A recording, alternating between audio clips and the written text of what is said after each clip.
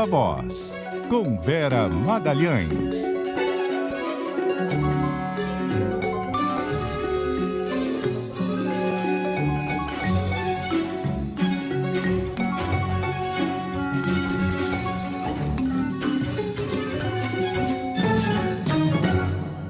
Oi, Vera, boa noite, tudo bom? Oi, boa noite, Carol, boa noite, Nadédia e todo mundo que nos ouve e nos assiste. Boa noite, Vera. Vera, a gente segue aí nesse debate sobre metas de inflação e taxa básica de juros. Amanhã tem reunião do Conselho Monetário Nacional, por hora, sem previsão de discussão da meta de inflação. Ainda tem algum risco de surpresa dessa pauta ser incluída na reunião do Conselho? Muito difícil, Carol. Já não estava previsto que isso acontecesse. Ganhou aí algum tipo de possibilidade depois que o presidente Lula introduziu esse assunto na pauta nacional e aí ganhou adesão de economistas, de instituições acadêmicas diversas, ganhou adesão também do PT, de outros partidos da base, então esse assunto cresceu e a possibilidade de que a reunião do CMN antecipasse esse assunto passou a figurar aí nas especulações, nas análises e nas conversas de bastidores. Coube ao próprio ministro da Fazenda, Fernando Haddad, ontem, dizer textualmente que não estaria na pauta. Ele tinha estado com o presidente Lula na manhã de ontem, terça-feira, portanto, depois da entrevista do presidente do Banco Central, Roberto Campos Neto, estiveram longamente pela manhã e à noite, mais no fim da tarde, ali início da noite, foi que o Haddad disse que não constaria da reunião do CMN, ou CMN, como se diz aí em linguagem mais íntima dos entendidos, essa discussão da meta. Por quê? Porque não era realmente normal que estivesse, não se costuma rediscutir a meta de inflação do ano com ele já em andamento, e nem a meta já fixada, porque essas metas vão sendo fixadas 2 anos antes, para o ano que vem. Isso também não é usual se rediscutir, mas está colocado esse debate, ele está na praça, tem muitas pessoas que estão apostando aí na possibilidade de rever pelo menos a de 2024, por ser inexequível, por considerarem que essa banda aí de 3,25 e 3, fixada depois de uma pandemia e de uma guerra, foi algo absolutamente dogmático da parte do ex-ministro Paulo Guedes, com a anuência do presidente do Banco Central, porque na ocasião, dada a conformação do governo Bolsonaro, em que o Ministério da Economia englobava toda a área econômica, o CMN eram só os dois, e o Guedes tinha um voto duplo, por assim dizer, e que a meta seria irreal, inexequível, não só para esse ano, mas também para o ano que vem. Então, por hora não deve entrar, a não ser que haja alguma decisão de última hora. Teve uma reunião técnica hoje, prévia, para justamente definir a pauta de amanhã, e não havia também expectativa de que nessa reunião técnica se falasse alguma coisa sobre rediscutir metas de inflação. E, Vera, economistas do mercado acabaram surpreendendo, reforçando aí o coro contra as metas atuais. Exatamente, Naded, isso foi o fato surpreendente do dia, porque está havendo uma conferência do BTG Pactual desde ontem. Ontem participou o Roberto Campos Neto próprio, e hoje, em várias falas de economistas que não são os mesmos que vêm defendendo a queda dos juros e a revisão da meta de inflação, mas economistas mais próximos de fundos de investimento, de bancos e de outras instituições aí do mercado financeiro, também engrossaram o coro de que essa meta seria inexequível, seria bastante apertada, que não seria nada do outro mundo falar em rever. Ficou uma dúvida para mim, que as fontes com as quais eu falei não souberam também distinguir, se eles estavam falando rever a meta em tese, ou seja, concordando que agora não há o que fazer em rever a meta de 2023 e 2024, mas que seria preciso rever a fórmula para se chegar à meta, toda a maneira de se fixar uma meta de inflação, inclusive com essa antecipação, etc., ou se estavam falando especificamente dessas metas de 23 e 24 que já estão fixadas. Neste caso eles estejam falando dessa meta, a maioria dos economistas de mercado, os mais ortodoxos, ainda da opinião de que pode ter um efeito pior do que o atual, você rever uma meta com ela já em andamento. É uma prova de que você não conseguiu atingir, é um sinal de que o fiscal está realmente desarrumado e você não conta mais com arrumá-lo.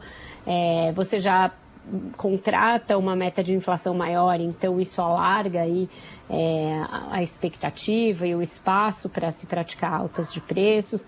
Então, por tudo isso, por todo esse grande ambiente, eu ainda acho que vai prevalecer a decisão de não mexer nisso. Mas, na reunião do CMN de junho, aí sim, pelo que me dizem as várias fontes, aí sim se deve começar a discutir o novo desenho da meta de inflação. Essa que teria talvez uma banda de tempo maior, que talvez fosse fixada com não tanta antecedência, para não ficar também tão descolada dos eventos que podem causar choques na economia, como uma guerra, uma pandemia, por exemplo, ou algum ciclo econômico que seja abalado por questões aí climáticas ou de outra natureza.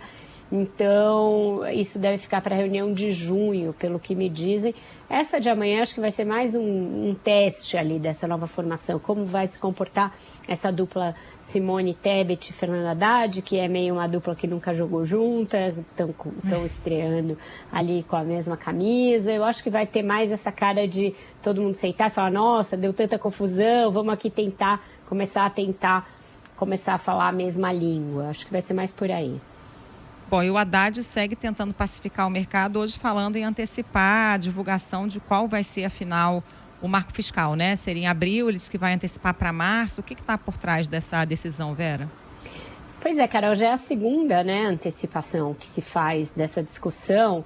E, a meu ver, essa decisão do Haddad, esse anúncio, é um sinal de que ele assimilou a bandeira branca hasteada pelo presidente do BC, concorda que o momento é para isso e está devolvendo também com um gesto na direção do Comitê de Política Monetária do Banco Central, que é quem define a taxa Selic, né? Nas entrelinhas ali da entrevista do Campos Neto, e talvez até textualmente, ele deixou ali uma brecha para se começar a pensar em baixar os juros mais rápido do que a ata permitia prever. A ata ainda falava que seria necessário mais um tempo nessa taxa de 13,75. Mas ele falou, olha, quem sabe se as condições fiscais convergirem para o que se imagina que seja, tem um horizonte para antecipar, e aí o Haddad vai e fala que vai antecipar a definição do novo marco fiscal e que isso já está em estudo. E aí ele reitera algo que o PT sempre disse desde a criação do teto de gastos lá em 2016, que aquilo era uma jabuticaba brasileira, que nenhum país tem um teto nesses moldes, um teto tão restritivo que você fixa nominalmente um valor e não pode gastar além disso, e que as contingências recentes mostraram que aí então é mais difícil ainda de você ficar numa camisa de força dessa quando você tem eventos como pandemia e guerra que acabam por implodir o teto, como aconteceu no Brasil no governo Bolsonaro. Então, ele vai tentar, segundo ele, chegar a um teto que seja uma diretriz, não tão engessada, não tão rígida, mas que seja facilmente cumprível, identificável e assimilável por todos que estão aí fazendo parte da economia, tanto políticos, quanto governos, quanto agentes econômicos. E com isso, o governo conseguiria cumprir mais facilmente o novo marco e ele ganharia a confiança da sociedade, dos investidores e etc. Então, esse é o caminho que ele está querendo fazer. A que serve esse anúncio de antecipação, além da pacificação com o Banco Central e pacificação com o mercado? Também é uma resposta a um movimento que houve no início dessa semana, um movimento claro de ataque especulativo ao Ministério da Fazenda vindo de dentro do PT. Não era só a posição do Banco Central que passou a estar em disputa, né? E aí o PT advogando muito abertamente pela substituição do Roberto Campos Neto pelo André Lara Rezende, como presidente do Banco Central. Ficou muito patente que havia ali também nos bastidores uma campanha de queimar o ministro da Fazenda muito previamente, muito prematuramente, com menos de 60 dias de governo, e uma campanha para inflar o nome do presidente do BNDES, Aloysio Mercadante, para o lugar do Haddad na Fazenda. Tanto é que veio essa notícia de que o BNDES estava estudando opções para oferecer ao Ministério da Fazenda de um novo marco fiscal, quando isso passa muito longe do que são as atribuições do BNDES, mesmo as atribuições expandidas que o Lula quer dar a ele. É um banco de fomento e não um banco de definição de política econômica e política fiscal. Então, o Haddad se antecipa a esse movimento e diz, não, aqui é comigo, quem vai cuidar disso sou eu, quem tem o mandato para cuidar disso sou eu no Ministério da Fazenda, e assim será, e será num tempo ainda antes do que eu havia me comprometido. Então, com isso, ele põe um pé também na porta interna do Ministério. E evita um balão de ensaio, né, Vera? Porque imagina, se o BNDES lança uma ideia, fizemos aqui um seminário, nossa proposta é essa, e aqui o Haddad vai apresentar é outra, já gera um conflito ali, né, de saída, né? Gera um conflito desnecessário, que nesse momento é tudo que o governo não precisa, porque já criou ele mesmo, ele próprio, muita marola econômica desnecessária. O governo até agora não disse exatamente qual é o seu plano econômico, não disse na campanha, não disse tão claramente na transição e não disse ainda ao Congresso, olha, eu vou te apresentar uma proposta de reforma tributária neste prazo, nesses moldes, e a minha meta fiscal vai ser essa. Isso tudo está em gestação, e é natural que esteja em gestação, o governo está no início, mas se logo nesse momento, que é um momento de construção das políticas, você tem tanto ruído e até inclusive fogo amigo, aí realmente não é bom para ninguém. Esse risco havia e era quase uma pule de 10 que aconteceria isso que você falou, das propostas não convergirem totalmente, porque Mercadante e Haddad não pensam a economia exatamente da mesma maneira, e o ministro da Fazenda, ainda que fosse um desenvolvimentista, como é o Mercadante, e ele até é, mas não com a mesma intensidade, ele, na posição de ministro da Fazenda, tende a adotar uma proposta mais palatável a todos, inclusive mais palatável ao Congresso, mais palatável ao Banco Central, mais palatável ao próprio mercado, e não é isso que deveria vir de um seminário do BNDES. Então, o risco de um ruído era enorme, e aí o Haddad tratou de matar no nascedouro essa ideia e essa justificativa. Ainda que tenham arrumado um jeito dele mandar um áudio lá para dizer que ele estava em total acordo com aquilo e evitar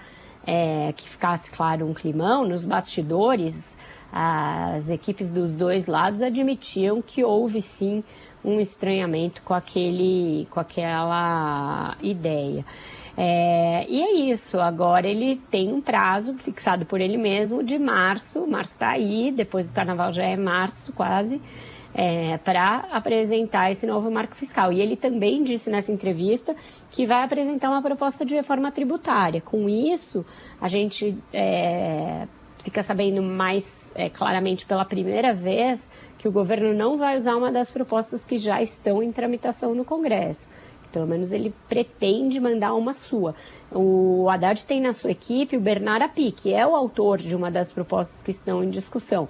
Então, ainda que a gente possa esperar algo muito semelhante, pode ser que venha com adaptações, e isso poderia fazer com que a proposta tivesse que reiniciar toda a tramitação. Então, você perde aí algum tempo que você poderia ganhar em comissões, etc., se usasse uma das propostas que já estão em tramitação. Vera, o ex-presidente Jair Bolsonaro segue nos Estados Unidos, já gastou quase R$1 milhão e tá para voltar, né? Será? Tenho minhas dúvidas, viu? Diz Carol, ele, né? O Naded, ele fica aí com esse, olha que eu tô voltando. Parece o Paulo Guedes na época de ministro, é sempre semana que vem, nunca era, né? Tá nessa mesma vibe. E aí, assim, ele vai voltar em março. Aí ele mesmo diz que tem um risco de aparecer do nada, como ele diz nessa mesma entrevista, um pedido de prisão para ele. Aí ele fala, então, aí por isso que eu ainda não defini quando eu volto.